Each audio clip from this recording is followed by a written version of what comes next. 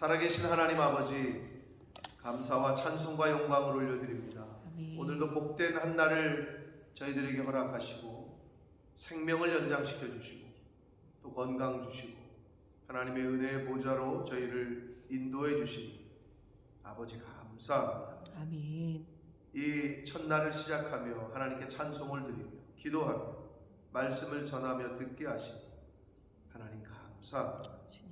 아버지, 이 시간 하나님의 이 은혜의 보좌 앞에 나온 한 영혼 한 영혼 위에 하늘문을 여시고 진리의 성령으로 함께 하셔서 각 심령에 각 가정에 이 몸된 교회에 꼭 필요한 은혜로 말씀으로 임재하여 주옵소서. 아멘. 이 시간 변하는 종의 입술을 주장하시고 듣는 저희 모든 심령의 귀와 마음을 주장하셔서 온전히 천례의 음성으로 아버지의 말씀으로 듣고 받고 아멘하고 또 행할 수 있는 저희들 모두가 되게 해 주옵소서. 아멘. 예수 그리스도 이름으로 축복하며 기도 올려옵나이다. 아멘. 자, 오늘 단락에서는 좀 신학적으로도 중요한 그 내용이 기록이 되어 있습니다. 예수님께서 드디어 1차 순환 예고를 하십니다. 오늘 성경에도 비로소라는 단어가 한글 성경에 기록이 되어 있는데 그 전까지는 이런 얘기를 안 하셨어요. 그러다가 순환 예고를 처음으로 하십니다.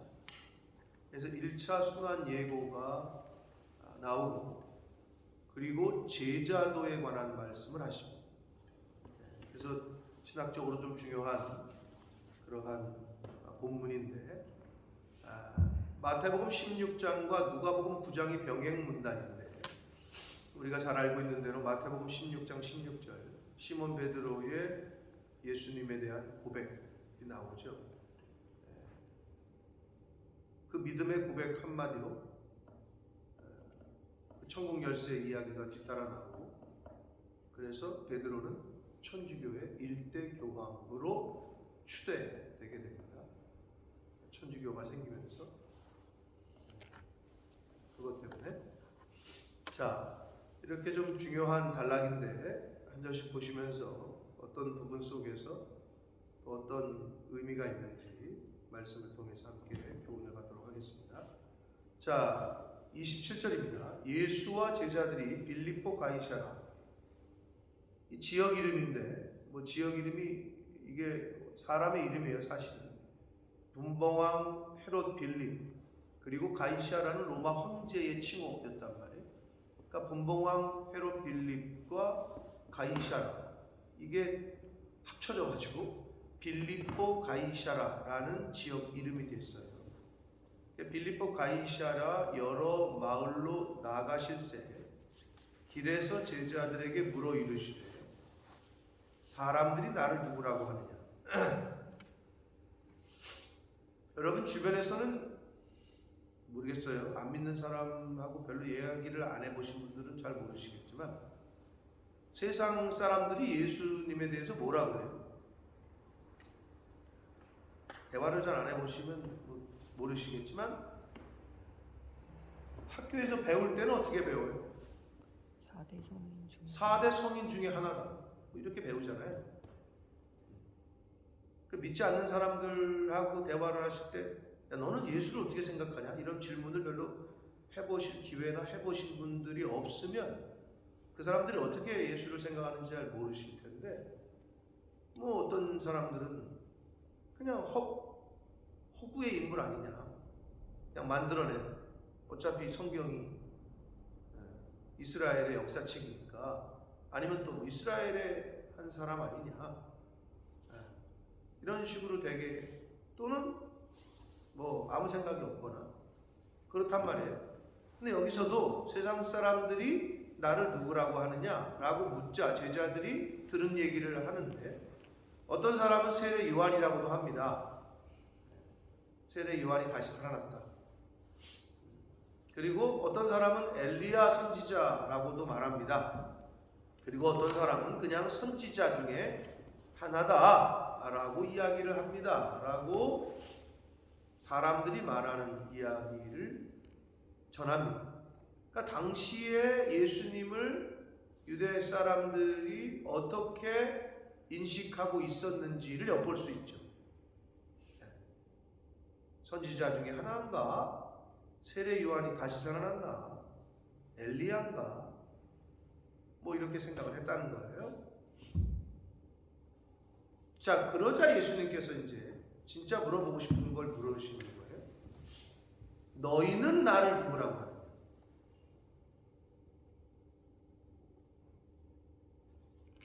너는 나를 누구라고 생각하느냐? 오늘 이 시간 여러분 한 사람 한 사람에게 성령께서 그렇게 물으신다면 뭐라고 대답하시겠습니까? 너는 나를 누구라고 지금 생각하고 누구라고 여기느냐? 그러니까 내가 믿는 예수님은 어떤 분?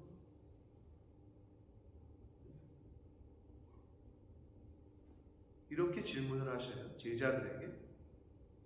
그러자 베드로가 이제 대답을 한 거죠. 마태복음 16장 16절에는 주는 그리스도시요 살아계신 하나님의 아들이십니다 라고 고백을 해요. 근데 여기서는 마가는 지금 주는 그리스도십니다 라고 이 부분만 언급을 합니다. 자, 주는 그리스도시고 살아계신 하나님의 아들이십니다 라고 고백을 합니다. 베드로가.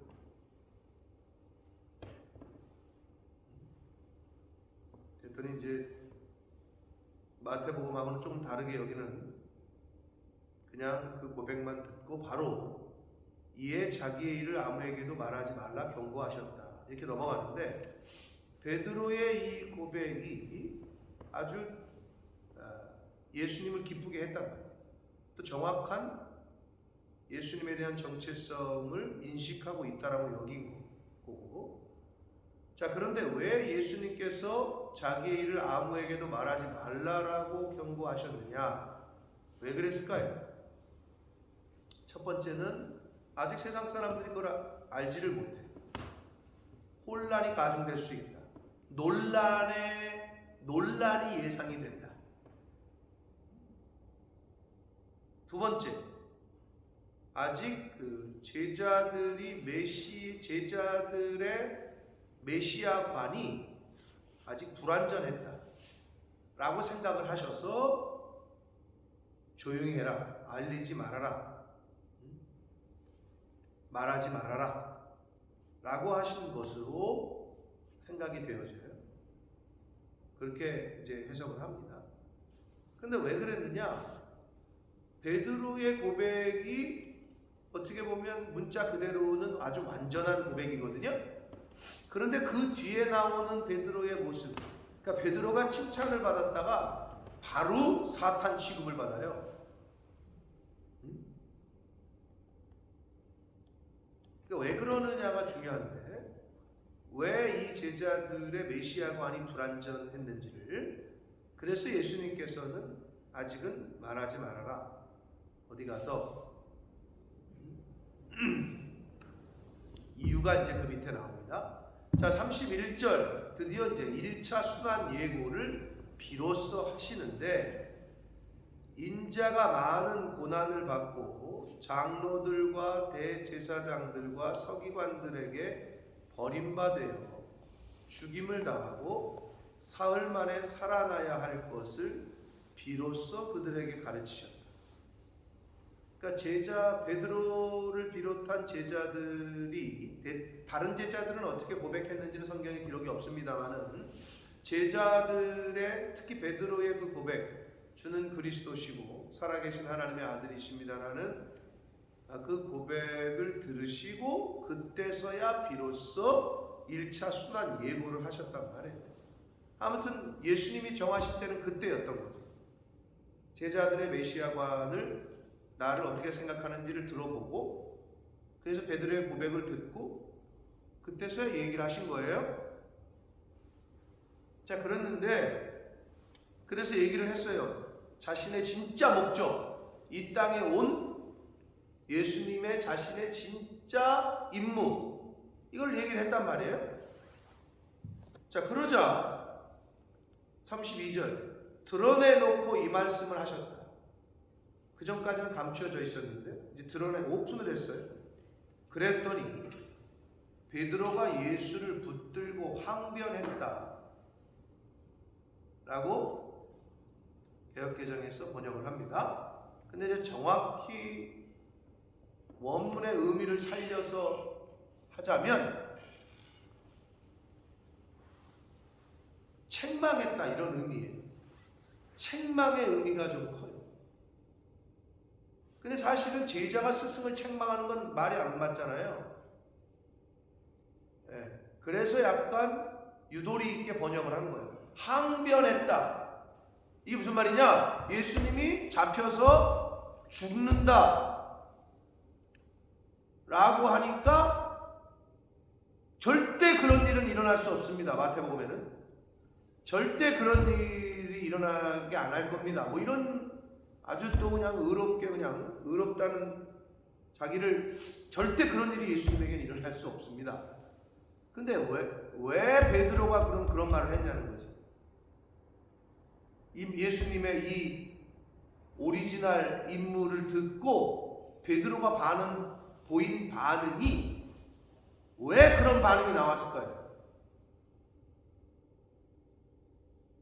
왜? 그걸 이제 고민해 봐야 되는데, 베드로가 보인 반응을 예수님께서는 이렇게 평가합니다. 네가 하나님의 일을 생각 안 하고 사람의 일을 생각했다. 그럼 도대체 베드로가 보인 사람의 일이 뭐냐는 거지. 베드로는 왜 예수님의 인물을, 진짜 오리지널 인물을 듣고 이런 반응을 보였냐는 거지. 왜긴 왜겠어요. 자기가 생각했던 것하고 다른 거지. 그게 사람의 일이야. 자기가 생각한 예수님이 예루살렘에 입성하면은 이렇게 되고 이렇게 될 거야. 이거하고는 다르게 예수님이 말씀을 했거든. 나는 이제 그들에게 버림받고 나는 잡혀 죽을 거야. 그러나 다시 살아날 거야. 근데 이 부활한다는 건 관심도 없어. 관심도 없는 것도 관심도 없지만 이해하기가 어려운 말이니까 다시 산다는 거예요. 오직 버림받고 잡혀 죽는다. 이 말에 꽂혀가지고 절대 그런 일이 일어나서는 안 된다. 그러면서 예수님을 항변했다라고 번역을 했는데 약간 책망 쪽으로 얘기를 한 거예요. 절대 안 되죠. 무슨 그렇게 말씀을 하십니까? 한마디로.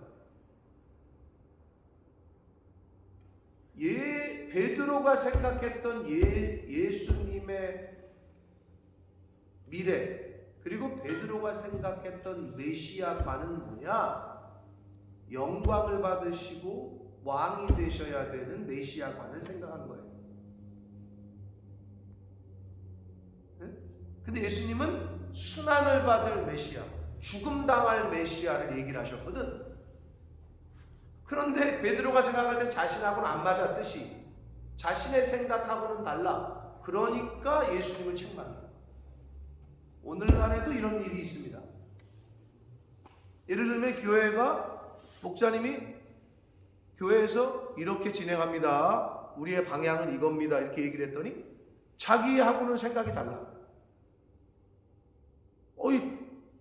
왜 그걸 그런 식으로 진행을 하십니까? 이쪽으로 진행을 하시지? 이런 경우가 있을까요? 없을까요?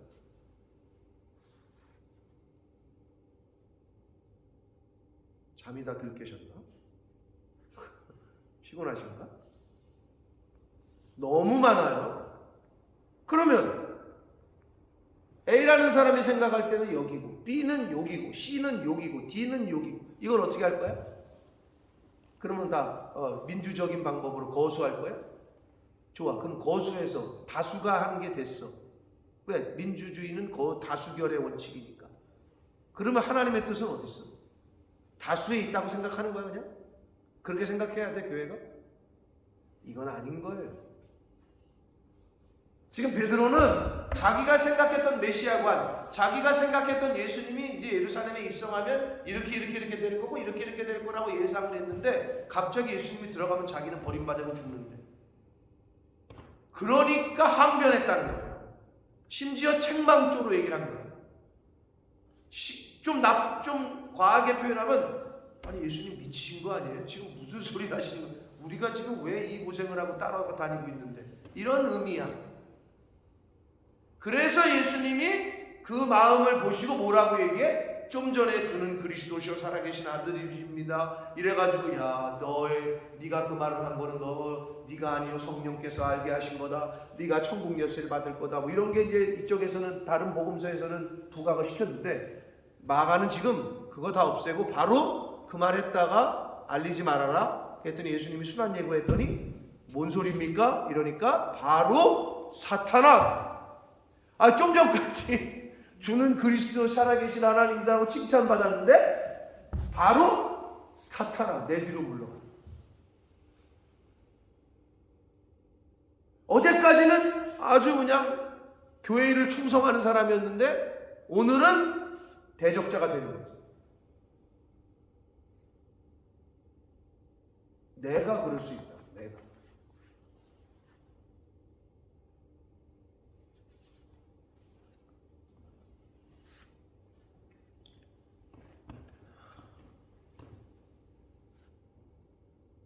그런 일이 교회에서 벌어지고 있다.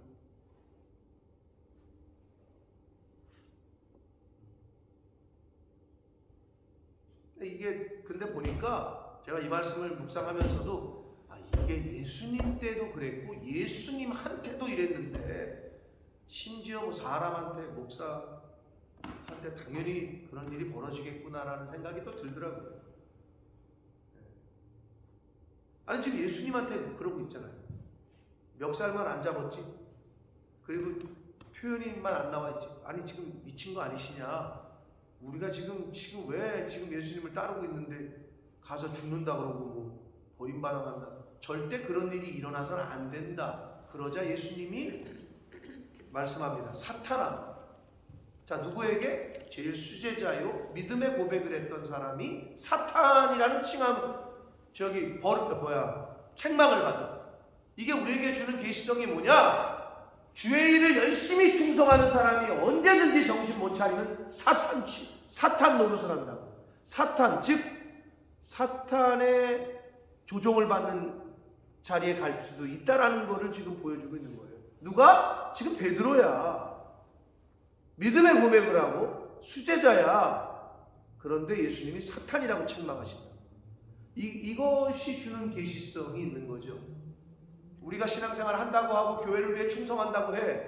맞아. 그런데 정신 못 차리면 한순간에 하나님의 일을 대적하는 자리에 쓸 수도 있다. 지금 베드로가 그 모습을 보여주고 있는 것이다. 사탄아 내 뒤로 물러가라. 내가 하나님의 일을 생각하지 아니하고 도리어 사람의 일을 생각했다. 예수님은 지금 정확히 베드로의 마음을 꿰뚫고 있어요. 지금 베드로는 한마디로 예수님이 예루살렘 들어가서 왕의 자리에 오르고 정권을 잡으면 이제는 우리 12명의 제자들은 장관 한 자리씩 하겠지. 이런 생각이 있는 거죠. 한국 대통령 대선이 끝났습니다만 지금 정권 과도기에서 지금 많은 또 혼란이 있어요. 뉴스를 보니까. 뭐 이해는 되죠. 현 정부 임기가 이제 몇 달 안 남았어요. 한 2달 남았단 말이에요. 2달 있으면 이제 이 사람은 가는 거야. 문 대통령은. 그리고 2달 이후에는 이제 윤석열 씨가 대통령이 되는 건데, 문재인 씨는 자기 2달 남은 임기 동안에 자기 사람들을 공공요직에 이제 심는 거죠. 왜 그러냐면 임기가 보장이 되거든요. 그러니까 한마디로 윤석열 씨가 대통령이 돼도 이 사람은 함부로 못 잘라. 그러니까 문재인 대통령이 이번에 이제 한국은행 총재를 임명했어요. 지명을 했어. 그럼 한국은행 총재는 대한민국의 경제를 그래도 역할을 하는 몇 사람 중에 뭐 경제부총리라든지 뭐 금융위원회 위원장이든지 그리고 한국은행 총재, 이렇게 한국 경제 3인방, 한국 경제를 뒤흔들 수 있는 권한이 있어. 그러니까 임명을 했어. 그러면 이제 자기 사람을 심은 거 아니야? 그럼 윤석열 씨가 대통령이 돼도 이 사람은 함부로 못 자른다고. 임기가 보장이 되기 때문에. 그러니까 이쪽에서는 자기 사람을 심고 싶은데 당선인의 의중을 반영해서 자기 사람을 좀 임명해야지. 그러니까 이쪽에서는 뭐냐? 아직까지는 내가 대통령이다. 그리고 임명권은 나에게 있다. 맞죠? 법적으로 어떻게 할 수가 없어요. 그러나 이쪽에서 볼 때는 이거 봐라. 나가기 전에 그냥 자기 사람 다 심어놓으면 나보고 어떻게 하라는 거냐. 뭐 이럴 수 있잖아요. 그러니까 당연히 그것 때문에 지금 또 말이 많아요. 예의가 아니지 않냐? 새 정부가 출범할 때 그건 예의가 아니지 않냐? 뭐 이렇게 따지고 있고. 근데 역대적으로 그렇게 한 경우가 거의 없어요. 여러분 같으면 여러분이 지금 현재 대통령이라면 어떻게 하겠어요? 나 대통령 될 때 밑에서 힘들게 한 사람들 중에 당연히 자리를 줄 거 아니에요. 근데 지금 한국이 지금 뉴스를 보니까 또 그러고 있어요. 비슷해. 지금 베드로와 제자들은 인기가 많잖아. 예수님이 이제 예루살렘에 들어가기만 하면 이제는 다 끝났다. 평정하고 우리가 이제 그 기득권을 차지할 거다. 이런 마음이 있었다. 그런데 거기다 대고 예수님 죽는다 그러니까 베드로가 안 된다 그러고 사탄 소리 듣고 사람의 일을 생각한다. 하나님의 일을 생각하지 않고 사람의 일을 생각한다. 그러면 저와 여러분에게 오늘 이 아침에 주시는 말씀은 뭐냐? 사람의 일은 내가 생각하는 일이야. 우리는 하나님의 일을 생각하고 하나님의 일에 순종하고 거기에 인볼브 될 수 있도록 깨어있지 않으면 내가 사탄의 노릇을 사탄의 종노릇 할 수 있다. 베드로처럼. 그러면서 그게 지금 사단의 종노릇 하는 건지도 모르면서 예수님을 붙잡고 항변한 베드로처럼 교회를 향해서 목사님을 향해서 항변을 하는 거지. 책망점. 그렇게 하시면 안 되는 거라고.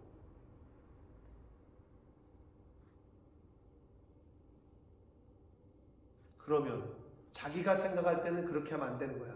그러면 다른 사람들이 생각할 때는 그렇게 하는 게 맞아. 그러면 그걸 어떻게 할 거야? 다시 말씀드려요. 그때 다시 투표 붙여? 거수해?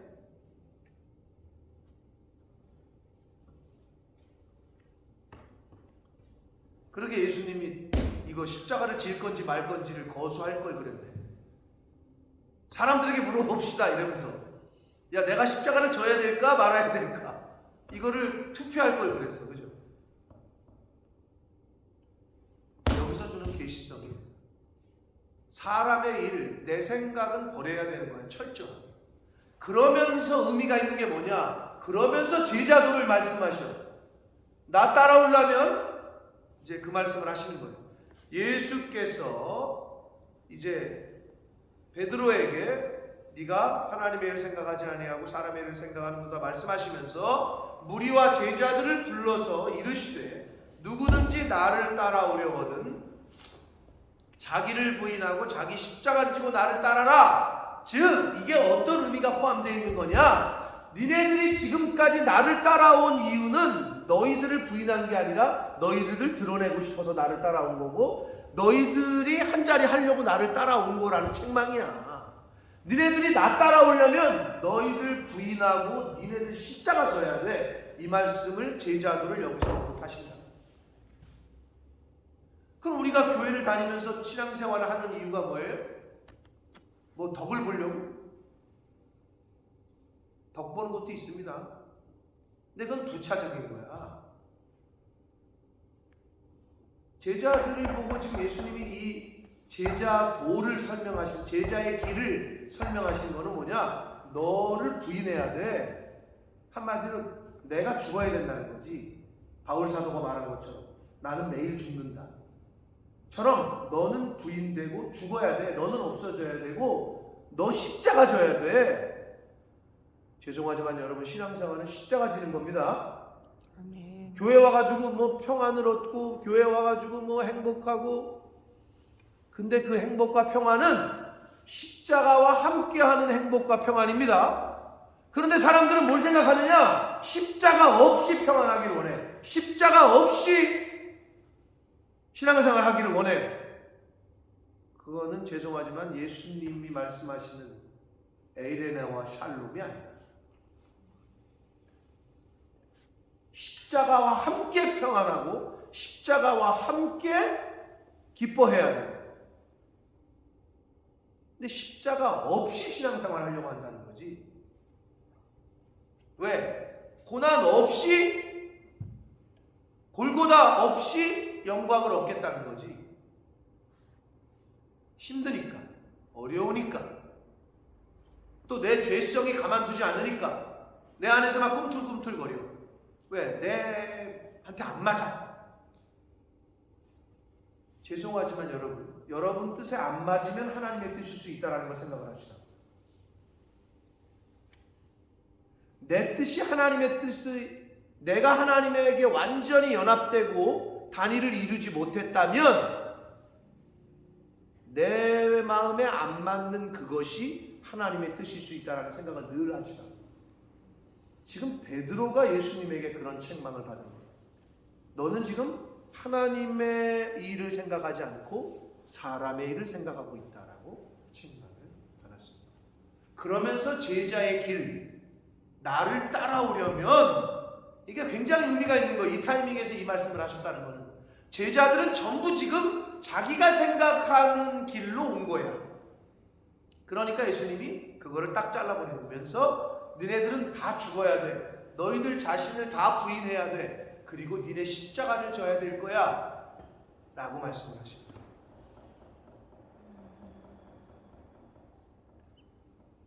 그러면서 누구든지 자기 목숨을 구원하고자 하면 잃을 것이다. 누구든지 나와 복음을 위하여 자기 목숨을 잃으면 구원하리라. 여러분, 구원하리라에 저는 밑줄을 긋는데, 이 주체가 누구예요? 하나님이시지. 복음을 위해서 목숨을 잃으면 하나님이 구원하시겠대. 이게 약속입니다. 할렐루야, 아멘. 하나님이 나와 복음을 위하여 희생하고 심지어 목숨을 잃어도 구원하시겠대. 구원하리라. 누가? 하나님이. 하나님이 구원하시겠다는 거 아니야.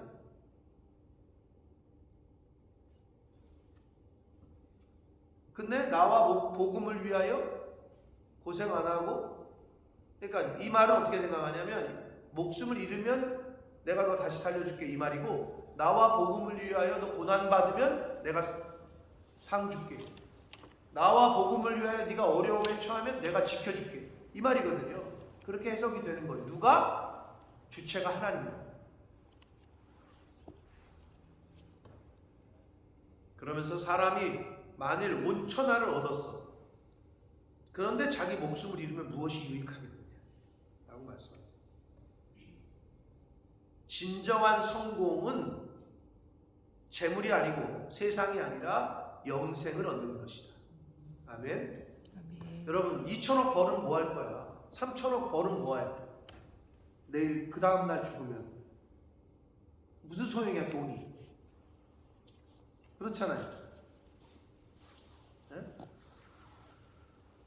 재물이 무슨 소용이야? 죽는데.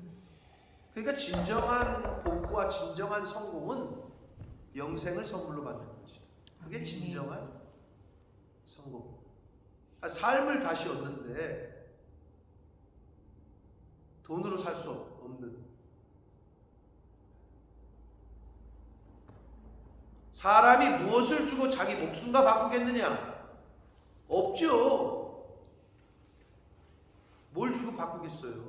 자기 목숨과. 38절, 누구든지 이 음란하고 죄 많은 세대에서 나와 내 말을 부끄러워하면 인자도 아버지의 영광으로 거룩한 천사들과 함께 올 때에 그 사람은 부끄러워할 것이다. 참 오늘 아침에 주시는 이 말씀들이 너무 가슴을 울리는데, 여러분 교회가 부끄럽다라고 생각된 적 있으십니까? 내가 예수 믿는다는 게 밝히기 어려운 일이라고 혹시 생각이 든 적 있으세요? 어느 자리에 어디를 가도 나는 크리스찬이고, 나는 교회 집사고, 목사고, 권사고, 장로고, 성도고. 근데 예수님께서는 지금 네가 만약에 그거를 조금이라도 부끄러워하면 나도 나중에 너를 부끄러워할 것이야. 근데 여기서 여러분 33절에서 누구든지 자기 목숨을 구원하고자 하면 잃을 것이요 누구든지 나와 복음을 위하여 그랬잖아요. 거기서는 나와 복음이고, 38절에서는 누구든지 이 음란하고 죄 많은 세대에서 나와 내 말을 부끄러워하면, 이렇게 돼 있죠. 이 말은 뭘 얘기해줘요? 복음이 뭐냐? 말씀이야. 복음이 뭐야? 예수님이 하신 말씀이야. 그걸 얘기하고 있는 거예요. 예수님이 직접 그렇게 말씀하셨어. 야, 복음은 뭐가 기쁜 소식이냐? 내가 너희들에게 한 말이 기쁜 소식이라는 거야. 그러니까 예수님의 말씀이 복음이고 복음이 말씀이야. 그 말을 예수님이 직접 하신 거죠, 지금. 사랑하는 성도 여러분, 1차 순환 예고, 신학적으로도 아주 중요한 대목이고, 1차 순환 예고를 하신 이후에 제자의 길, 제자도를 가르쳐 주셨어요. 왜? 이 말씀을 가르치시기 전까지 베드로를 비롯한 12제자 그리고 수많은 따르는 무리들은 어떤 마음에서 따랐느냐? 저 사람 따라가면 한 자리 할 거다. 여러분 당연한 거겠죠.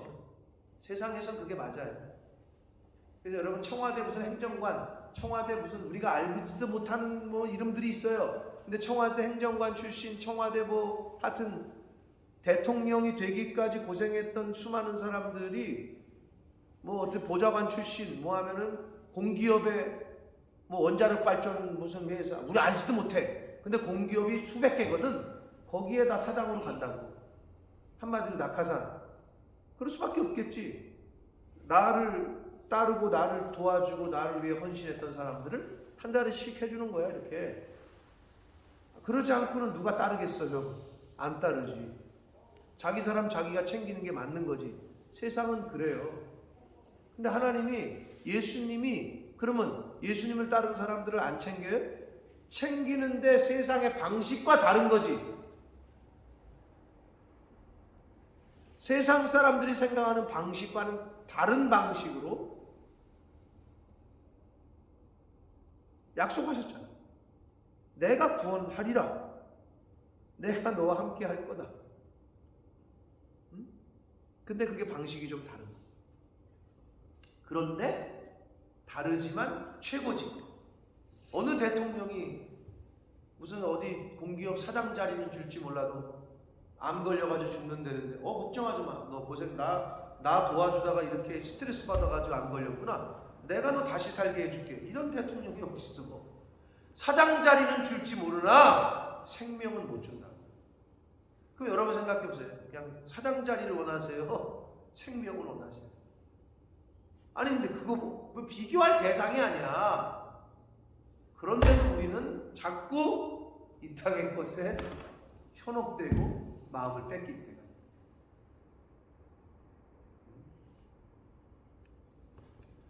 자, 제자의 길은 오늘 핵심은 신앙생활은 십자가와 함께하는 거예요. 즉 고난과 함께하는 신앙생활이 그게 맞아요. 고난이 있어야 돼요. 근데 사람들은 고난을 피하길 원하죠. 자꾸 피해가길 원하죠. 누구처럼? 베드로처럼. 예수님이 왜 십자가를 지고 왜 버림받고 왜 골고다를 가요? 그 그 길 가지 마세요. 꽃길만 걸으세요. 지금 그 얘기거든. 우리에게도 어떤 게 있냐? 교회를 다니면서 무슨 힘들게 그렇게 해. 그냥 꽃길만 걸으세요. 교회는 힘들어야 된다니까. 신앙생활은 어려워야 된다니까. 너 나와 함께 하려면 고난도 함께 받으라고 예수님이 그러셨잖아. 근데 왜 자꾸 그거를 피해가려고 해? 그러니까 세상의 소리에 귀를 기울이는 거예요. 관심을 갖고. 이렇게 하면 힘들이지 않고도 이렇게 할 수 있어. 이렇게 하면 할 수 있어. 자꾸 거기에 하나님 말씀이 아니라 세상에 귀를 기울이게 됩니다.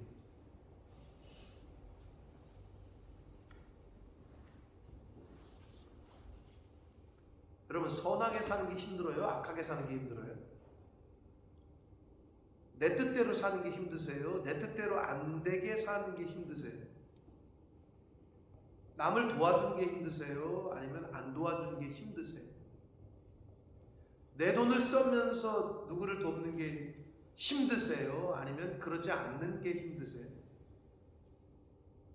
여러분이 스스로 생각해 보세요. 나는 어떤 걸 힘들어 하는지. 그럼 답이 나와. 내가 나를 부인하는 삶을 살고 있구나. 아니구나. 내가 지금 주님의 길을 가고 있구나. 아니, 내가 원하는 길을 가고 있구나. 딱 답이 나옵니다.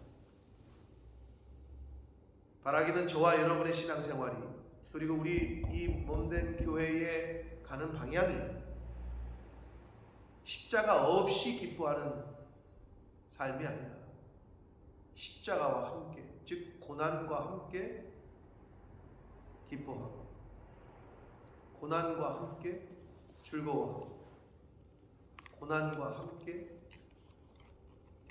감사함으로 갈 수 있는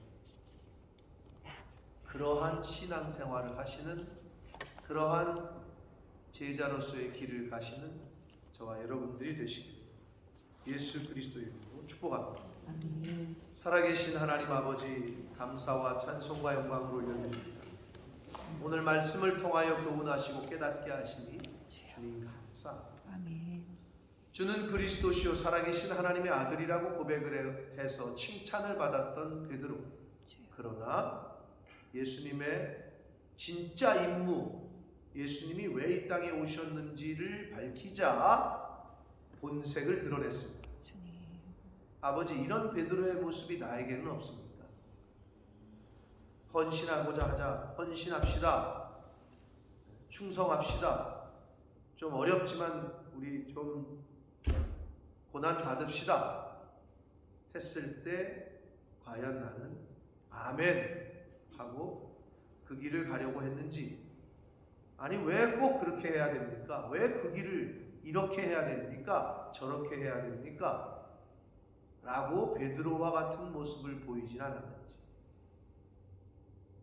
아버지, 믿음의 고백을 드렸던 베드로는 예수님에게 사탄의 종노릇을 하고 있다라는 책망을 받았습니다. 아버지, 저희들도 그렇게 될까 두렵습니다. 하나님의 일이 아니라 사람의 일을 생각할까 두렵습니다.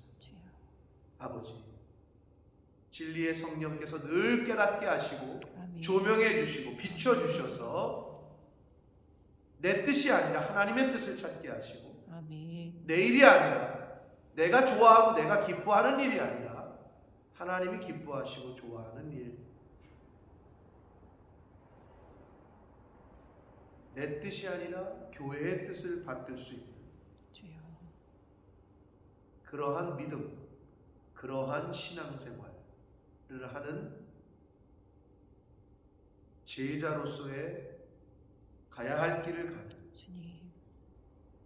자기를 부인하고 자기 십자가를 지고 예수님을 따르는, 내 영광을 위해서, 나의 이익을 위해서 예수님을 따르는 자가 아니라 예수님이 가르쳐 주신 제자의 길을 가는 제가 되게 해주시고, 이 자리에 있는 한 사람 한 사람들 주님의 몸된 교회에 속한 모든 권속들 될 수 있도록 성령 하나님 함께하여 주옵소서. 아멘. 예수 그리스도 이름으로 축복하며 기도 올리옵나이다. 아멘.